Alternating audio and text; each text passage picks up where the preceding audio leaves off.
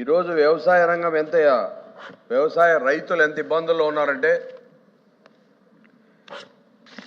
వీళ్ళు చెప్పినట్లు ఉదాహరణకు అనంతపురం జిల్లానే తీసుకొని స్టార్ట్ చేయడం జరిగింది అధ్యక్ష. అత్యల్ప వర్షపాతం నమోదై అనంతపురంతో సహా చారిత్రాత్మకంగా కరువుకు నిలయమైన ప్రాంతాలు నేడు ఉద్యాన కేంద్రాలుగా మారుతున్నాయని అధ్యక్ష. రైతు దేశానికి వెన్నెముక అని చెప్తున్నారే తప్ప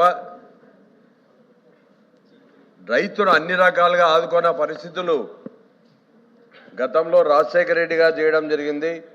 గత ప్రభుత్వం జగన్మోహన్ రెడ్డి గారు కూడా కొన్ని రైతు ఆర్బీకేలు అయితేనేమి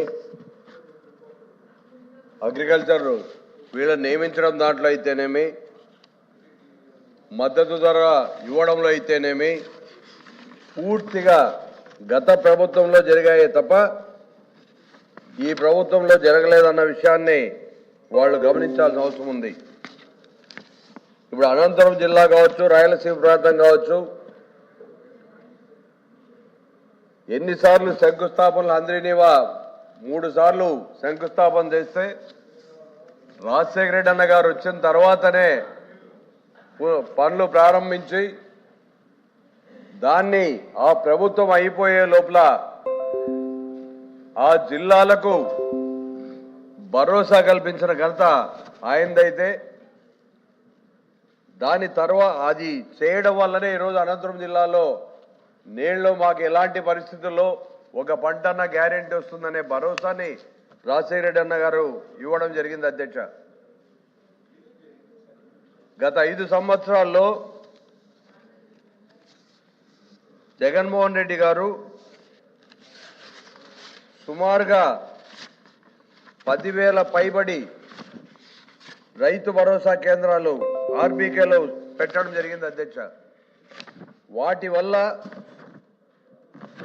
ప్రతి రైతుకి ఎరువులకు కానీ విత్తనానికి కానీ వాళ్ళు పండించిన పంటకు గాను అక్కడే వాళ్ళ గ్రామంలోనే అన్ని వసతులతో మార్కెటింగ్ అమ్మడానికి కానీ అన్ని రకాలుగా చేయుతూ ఉండేది ఇచ్చిన ఘనత జగన్మోహన్ రెడ్డి గారు అధ్యక్ష. సుమారుగా 10 గ్రామీణ ప్రాంతాల్లోనే 10,546 ఆర్బీకేలు సేవలు అందించాయి అధ్యక్ష. ఆర్బీకేలను జగన్ నాలెడ్జ్ హబ్బులుగా కూడా తీర్చిదిద్ది పొలం బడులు, తోట బడులు, మత్స్య సాగు అయితే వివిధ రకాలుగా జ్ఞానాన్ని పెంపొందించడంలో ఇవి పాత్ర పోషించాయనే దాంట్లో ఎలాంటి సంశయం లేదు అధ్యక్ష. ఈ ప్రభుత్వం వచ్చిన తర్వాత పట్టణ ప్రాంతాల్లోని 232 ఆర్బీకేలతో పాటు సుమారుగా 555 గ్రామాల్లోని ఆర్బీకేలను మూస్తున్నారని తెలియడం జరిగింది అధ్యక్ష. ఏదైనా అభివృద్ధి పథం తీసుకొని పోయినప్పుడు దాంట్లో లోటుపాట్లు ఏమైనా ఉంటే వారిని సరిదిద్ది ముందుకు తీసుకోవాల్సిన బాధ్యత వచ్చే ప్రభుత్వాల మీద, నడిచే ప్రభుత్వాల మీద ఉంది అధ్యక్ష.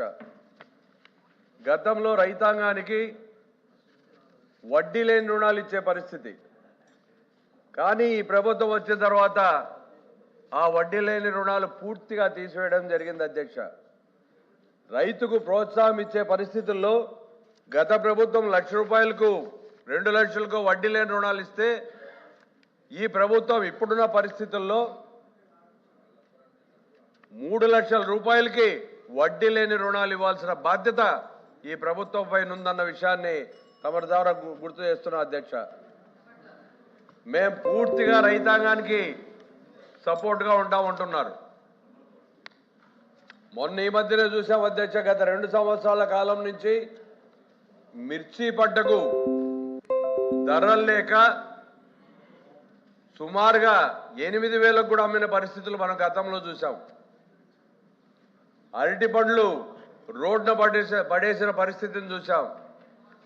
చిత్తూరు జిల్లాలోనే ₹2కి కొనేవాళ్ళు లేరని చెప్పి బజార్లో వేసిన పరిస్థితి కూడా గమనించాం. రైతుకి ఇంకెక్కడ వీళ్ళు ఈ ప్రభుత్వం మద్దతు ఇస్తుందో ఎలా వీళ్ళని ఆదుకుంటుందో చెప్పాల్సిన బాధ్యత వాళ్ళ మీద ఉంది అధ్యక్ష.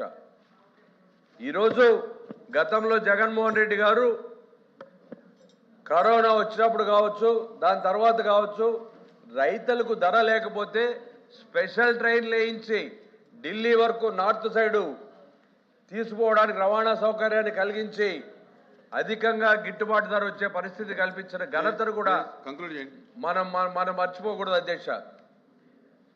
ఈరోజు అధ్యక్ష, మనం రైతు గురించి ఎంత చెప్పినా టైం ఇవ్వాల్సిన అవసరం ఎంతైనా ఉంది అధ్యక్ష.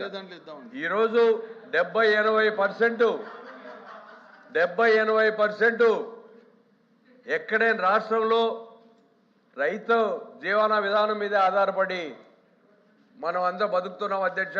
దాన్ని కొంచెం గమనించాల్సిన అవసరం ఉంది అధ్యక్ష. వీళ్ళు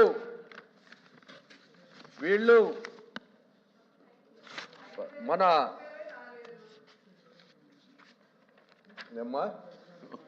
లేదు కానివ్వండి కాదు ఏమ్మా అనేటప్పటికి 2-3 మాటలు మాట్లాడచ్చు మీరు. అలాగే అధ్యక్ష,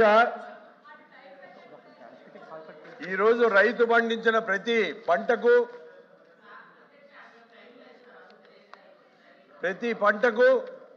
ప్రతిదీ మద్దతు ధర ఇస్తామని చెప్తున్నారు, మేము కొంటామని చెప్తున్నారు. రైతు పూర్తిగా అమ్ముకున్న తర్వాత అక్కడ పర్చేజ్ చేయడానికి సెంటర్లు తెరిచే పరిస్థితి ఈ ప్రభుత్వంలో ఉంది అధ్యక్ష. ఇది ఎంత విచిత్రమో అర్థమయ్యే పరిస్థితి లేదు అధ్యక్ష.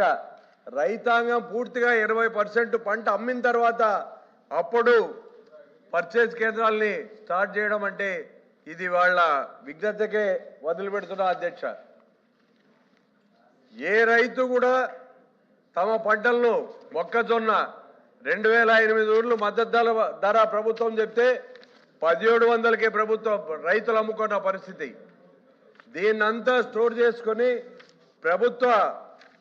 ప్రభుత్వం కొనేకి ముందుకు వచ్చినప్పుడు ఆ దళారీలే వాటిని అమ్ముకొని లాభాలు తీసుకుంటున్నారే తప్ప రైతులకు లాభాలు అందే పరిస్థితి లేదు అధ్యక్ష.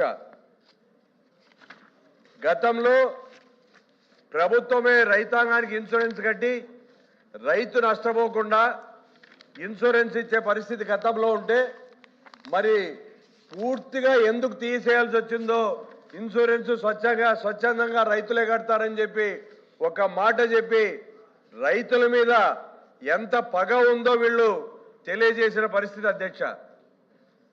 గత ప్రభుత్వం ఇన్సూరెన్స్ ప్రతి ఒక్క పైసా ఒక్క రూపాయి కూడా రైతు